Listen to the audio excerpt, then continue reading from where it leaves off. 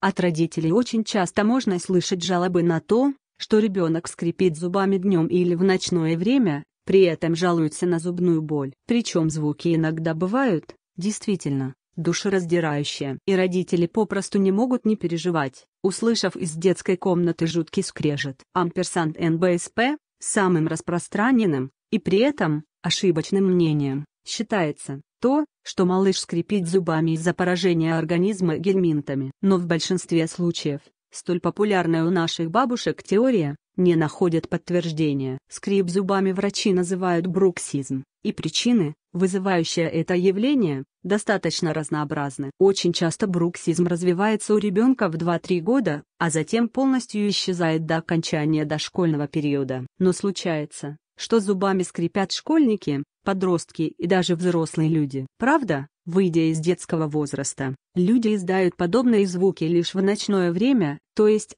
скрип становится полностью бессознательным. Чаще всего скрип бруксизм, как в детском, так и во взрослом возрасте, вызывает различные эмоциональные проблемы, стрессовое состояние, невозможность выказать негативные эмоции и так далее. Очень часто именно в этом и кроется причина, почему ребенок скрипит зубами днем, а взрослый только по ночам. Психика ребенка еще очень нежная, ему труднее скрывать свое состояние. У детей слишком тонка грань между сознательным и бессознательным, и если взрослый в течение дня может успешно подавлять свои эмоции, то у маленьких детей это получается далеко не всегда. Еще одна из причин – наследственная предрасположенность. Если бруксизмом страдал кто-то из родителей ребенка, то, скорее всего, подобное явление будет наблюдаться и у малыша. В таких случаях скрипение зубами становится своеобразной индивидуальной реакцией на какие-то раздражители. Неправильный прикус может быть причиной зубного скрипа в любом возрасте, но если у взрослых бруксизм проявляется в моменты,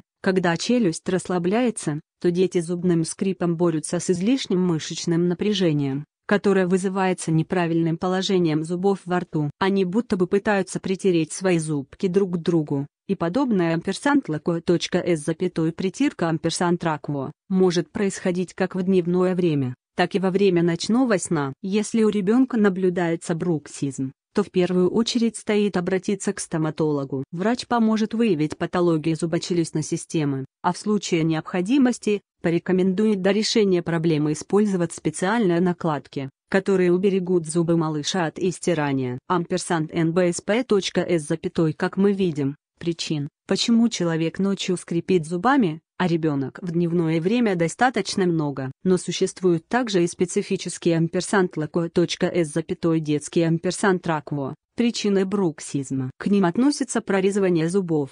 Малыш скрежет зубками друг от друга, чтобы унять беспокоящий его зуд и боль в деснах. А в некоторых случаях, бруксизм – просто следствие исследования ребенком собственного организма и его возможностей. В какой-то момент малыш случайно издал скрежещущий звук, который ему понравился, а потом стал сознательно его воспроизводить. Амперсанд НБСП, понаблюдайте за эмоциональным состоянием ребенка. Может быть, его что-то тревожит или угнетает, возможно, он получает в течение дня слишком много впечатления или перегружен дополнительными занятиями. Постарайтесь устранить возбуждающие факторы. Если скрипы раздаются преимущественно ночью, то попробуйте использовать различные успокоительные процедуры перед сном, теплую ванну с отваром валерианы, неторопливые прогулки на свежем воздухе, спокойные занятия, тихую музыку и так далее. Амперсанд НБСП, увеличьте нагрузку на челюсти, давайте малышу больше твердой пищи, преимущественно свежих фруктов и овощей, которые нужно грызть.